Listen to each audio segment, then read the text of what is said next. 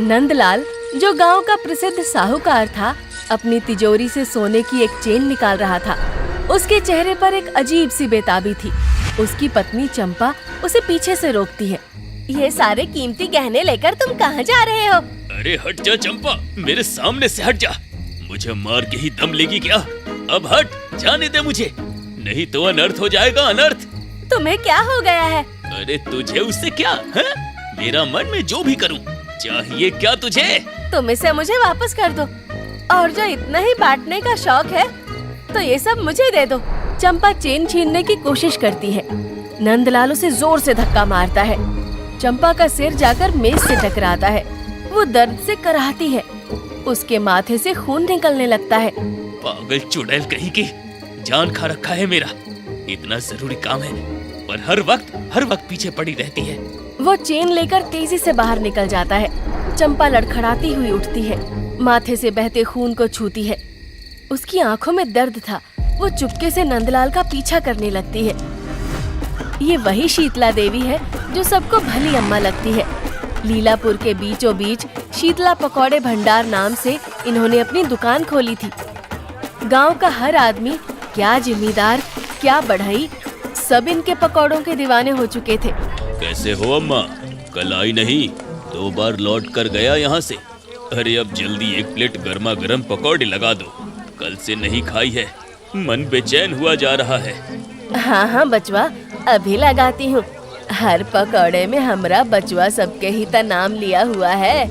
इलो बिटवा। आह, क्या जादू है अम्मा। अरे मन तो कर रहा है प्लेट भी खा जाऊं। तभी वहाँ धर्मपाल बढ़ई आ जाता है। अरे बस चौधरी साहब, हमें भी कुछ अम्मा के पकौड़े नसीब होने दो। सुना है मैंने 2 खेत आपने सस्ते दामों में बेच दी। घाटा का सौदा था चौधरी साहब। शीतला अम्मा, मुझे भी 2 प्लेट लगा दो, और तुम्हारे पकौड़े खरा सोना है, खड़ा सोना अम्मा। अरे बिना खाए दिन नहीं निकलता। तभी एक छोटी सी बच्ची तारा भीड़ देखकर दुकान पर आती है। दादी, दादी। क्या है?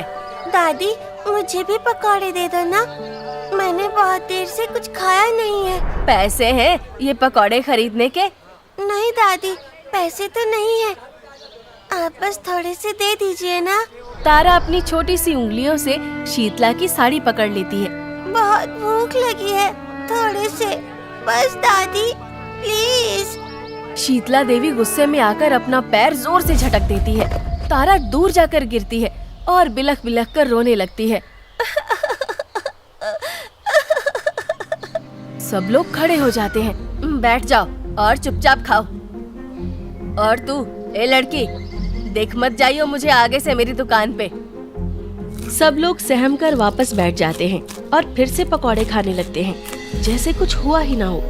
तारा रोते रोते अपने पिता बलराम के पास जाती है, जो अपने खेतों में काम कर रहा था। पापा, पापा, मुझे चोट लगी है। अरे तारा, कैसे लग गई तुझे चोट? रो क्यों रही है इतना? पापा, मुझे पकौड़े खाने का बहुत मन था, तो मैंने पकौड़े वाली अम्मा से 2 पकौड़े मांगे, तो अम्मा ने मुझे धक्का दे दिया। और भला बुरा भी बोला। चौधरी चाचा भी वहाँ थे। तुझे पकौड़े चाहिए थे तो तू मुझसे बोलती। तू गई क्यों वहाँ बेटी? लेकिन उसने तुझे धक्का देके अच्छा नहीं किया। 2 दिन नहीं हुए उसे इस गांव में पकौड़े वाली को, और छोटे बच्चों के साथ ऐसा व्यवहार करती है। मैं चुप नहीं बैठूंगा, अब ये बात पंचायत तक जाएगी। अगली सुबह बलराम के शिकायत करने पर पंचायत बैठ चुकी थी। गांव के सभी लोग वहां मौजूद थे, जिसमें तारा, बलराम, चौधरी धीरेन्द्र, साहूकार नंदलाल और शीतला अम्मा भी थे। बलराम गुस्से से बोला, मुखिया जी, ये सब हमारे गांव में कब से होने लगा? इस पकौड़े वाली ने मेरी बेटी तारा को छोटी सी बात पे धक्का दे दिया और उसे बहुत चोट आई है। क्या छोटे बच्चों के साथ ऐसा व्यवहार करना चाहिए? आज मेरी बेटी के साथ हुआ, कल किसी और के साथ होगा। मुखिया जी, हमें न्याय चाहिए। इस बुढ़िया को हमारे गांव में रहने का कोई अधिकार नहीं। अरे बचवा, तुम ये का अनाप शनाप बोल रहे हो इस बुढ़िया के बारे में? अरे इतनी ताकत कहाँ बची है मुझ में जो ये सब कर पाऊँ मैं। अपना गुजर बसर करने के लिए बस कुछ पकौड़े बेच लेती हूँ। इतना बड़ा इल्जाम तो मुझ पर मत लगाओ बचवा। नहीं, तू झूठ बोल रही है। अरे अरे, थोड़ा सब्र रखो बलराम। मैं जानता हूँ कि हमारे गांव में ऐसा कभी नहीं हुआ, और अगर ऐसा हुआ है तो तुम्हारा गुस्सा जायज़ है, लेकिन मुझे दोनों पक्षों की बात पहले सुनने दो। सीधे नतीजे पर ही मत पहुंच जाओ, उसके लिए हम हैं, पंचायत है। तो हाँ चौधरी साहब, मैंने सुना आप भी थे वहाँ उपस्थित उस दिन जिस दिन ये घटना घटी, और नंदलाल आप भी वहाँ मौजूद थे ना? जी मुखिया जी, हम उस दिन वहाँ मौजूद थे। मुखिया जी, मैं भी वहीं था। तो नंदलाल, आप बताइए कि उस दिन वहाँ क्या हुआ था? हाँ बिटुआ, तुम ही मुखिया जी को सच सच बता दो कि उस दिन वहाँ पर क्या हुआ था। मुखिया जी, ये बलराम अम्मा के बारे में सरासर झूठ बोल रहा है। ये बलराम तो खुद चौधरी धीरेन्द्र की खेतों में चोरी करता है और बच्ची की आड़ में अम्मा पे इल्जाम लगा रहा है। अरे शर्म आनी चाहिए तुझे। अम्मा ने उस दिन तारा को पकौड़े के 2 प्लेट दिए थे। तारा ने वहाँ पकौड़े खाए, फिर वहाँ से अपने घर चली गई। इस बलराम चोर को तो गांव से निकाल देना चाहिए। हाँ हाँ, निकालो इस चोर को गांव से बाहर। बलराम, ये मैं क्या सुन रहा हूँ? इस पकौड़े वाली पे तुम झूठा इल्जाम लगा रहे हो। गांव वालों ने ये सब सच तुम्हारे सामने रख दिया है। ये पंचायत में तुम्हारी पहली गलती है, इसलिए पंचायत तुम्हें माफ करती है, लेकिन अगली बार तुम्हें मौका नहीं दिया जाएगा। शीतला देवी से माफी मांगो और पंचायत का वक्त जाया मत करो। आज की पंचायत यहीं खत्म होती है। लीलापुर गांव की शांति के पीछे एक भयानक राज छिपा था। कुछ दिनों से गांव के हर आदमी का व्यवहार बदल गया था। कुछ तो था जो आम लोगों की सोच से परे था। रात हो जाती है। उर्मिला देवी, जो कि चौधरी धीरेन्द्र की पत्नी थी, बहुत उदास बैठी थी। धर्मपाल की पत्नी प्रीति देवी उसके पास आती है। चौधरी साहब कहाँ हैं? वो तो शीतला अम्मा के पीछे पीछे गए हैं। पता नहीं उन्हें पकौड़े कब से इतने पसंद आने लगे। मेरे पति भी रात को तो अब देर से आते हैं। अजीब बर्ताव कर रहे हैं कुछ दिनों से। बड़े अजीब हो गए हैं ये मर्द। बातें छुपा रहे हैं, और ये सब तभी से शुरू हुआ जब से वो पकौड़े की दुकान खोली है। मेरे पति भी बिल्कुल यही कर रहे हैं। कल बलराम की बच्ची तारा को अम्मा ने सबके सामने मारा। फिर क्या, बलराम इस बात को पंचायत तक ले गया, लेकिन वहाँ चौधरी साहब ने पंचायत में झूठ बोला। उन्होंने कहा कि बच्ची की गलती थी, और अम्मा के पैर छुए और निकल गए उसके साथ अम्मा के ठेले पे। क्या चौधरी साहब ने झूठ बोला? आज तक उन्होंने कभी मुझसे कुछ नहीं छुपाया। फिर ये बात उन्होंने मुझसे कैसे नहीं बताई? और तो और वो मुझसे कभी नजरें नहीं चुराते, पर कल से वो मुझसे नजरें चुरा रहे हैं। बात ही नहीं करना चाहते। कोई बात तो है प्रीति, कोई तो बात है जो ये सब हमसे छुपा रहे हैं। और मुझे तो लगता है उस बुढ़िया ने इन सबको अपना गुलाम बना लिया है। तुम ठीक कह रही हो उर्मिला, ये सब ठीक नहीं है। हमें देखना होगा ये बुढ़िया करती क्या है। उर्मिला, प्रीति और साथ में चंपा, जिसके माथे पर पट्टी बंधी थी, छिपकर शीतला के घर के पास पहुंचते हैं। दूर खेत में शीतला एक चारपाई पर लेटी थी। उसके आसपास चौधरी धीरेन्द्र, धर्मपाल और नंदलाल समेत गांव के कई आदमी नौकरों की तरह काम कर रहे थे। गांव की तीनों औरतें अपनी आंखों पर विश्वास नहीं कर पा रही थी। वो अपने अपने पति की असलियत जानती थी, पर वो दृश्य अविश्वसनीय था। ए चौधरी, तू जरा जाकर भैंसों का दूध निकाल दे। चौधरी धीरेन्द्र तुरंत उठकर बिना किसी सवाल के भैंसों का दूध निकालने लगता है। हे भगवान, घर पे उन्होंने कभी एक बर्तन तक नहीं उठाया और गैर औरत की भैंसों का दूध निकाल रहा है। अरे ओ धर्मपाल, तू जाके पानी दे मेरे खेतों में। धर्मपाल हाँफता हुआ खेत की ओर दौड़ता है। ये सब क्या है? ये क्यों मान रहे हैं इसकी बात? और नंदलाल, मुझे अपने घर की दीवारें ठीक करानी है और गर्मी बहुत है। मुझे कूलर लगवाना है। अपने घर से निकालकर मेरे घर पे लगा और तिजोरी से सारे गहने लाकर मुझे दे दे। और हाँ, पहले जाके मेरे कपड़े भी साफ कर। जी अम्मा। नंदलाल सिर झुकाकर जी अम्मा बोलता है और कपड़े साफ करने बैठ जाता है। बाकी के सारे मर्द घर की सफाई, झाड़ू पोछा कर रहे थे। ये सब देखकर चंपा से रहा नहीं गया और वो उसके सामने आकर खड़ी हो गई और अपने पति नंदलाल को गुस्से में बोली, अरे आप ये क्या कर रहे हो? तुझे पता नहीं क्या कि मुझे कपड़े धोने में कितना अच्छा लगता है? अम्मा ने कहा है कपड़े धोने। मैं तो आज दिन भर कपड़े धोऊंगा। चली जा तू यहाँ से। ये सब छोड़ो और मेरे साथ घर चलो। क्या हो गया है आपको?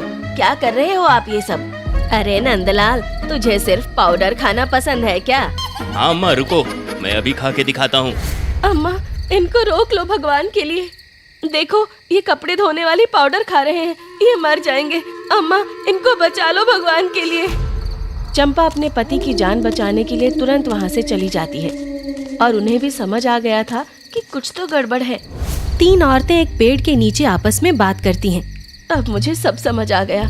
इसी बुढ़िया को गहने देने के लिए इन्होंने मुझे धक्का मारा था। बात ये नहीं कि ये क्या करवा रही है, बात ये है कि ये सब मान क्यों रहे हैं। जरूर कुछ गड़बड़ है।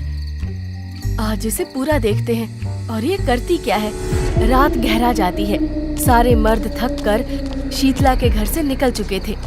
3 परछाइयां उर्मिला, प्रीति और चंपा चुपचाप दरवाजे के पास खड़ी हैं। शीतला अपनी रसोई में जाती है। आखिरी आदमी के जाने के बाद तीनों औरतें दबे पांव दरवाजे के पास पहुंची। उन्हें पता था कि वो मौत के मुंह में झांक रही हैं। जैसे ही वो अंदर झांकती हैं तो देखती हैं कि शीतला देवी आलू काट रही है और तेल गरम कर रही है। पकौड़े तलने की छन छन की आवाज। वैसे ही औरतें हिचकिचाते हुए झांकती हैं। ये तो सब ठीक ही कर रही है। तभी शीतला अपनी अलमारी से एक काला कपड़ा निकालती है जिस पर लाल धागे से तिकोनी आकृतियां बनी हुई थी। वो नींबू और 7 मिर्च का गुच्छा लेती है। शीतला पकौड़ों की थाली में ऊपर से कपड़े को 3 बार घुमाती है। उसकी आंखें चमकने लगती हैं। वो कुछ मंत्र बुदबुदाने लगती है। ओम वशीकरणाय स्वाहा, मम आदेश आज्ञा, सर्वनर मम वशयम भवतु। वो थाली पर थोड़ा भस्म छिड़कती है और उसी तांत्रिक कपड़े से पकौड़ों को ढक देती है। बस अब इन पकौड़ों को खाकर ये मूर्ख मेरे आदेश को मानेंगे। चौधरी धीरेन्द्र से लेकर धर्मपाल तक सबकी जमीनें, सबकी दौलत सब मेरा होगा। मीनापुर गांव मेरा गुलाम गांव बनेगा और अब औरतों की बारी है। छोटू धीरे से वहाँ 2 नींबू लेकर आता है।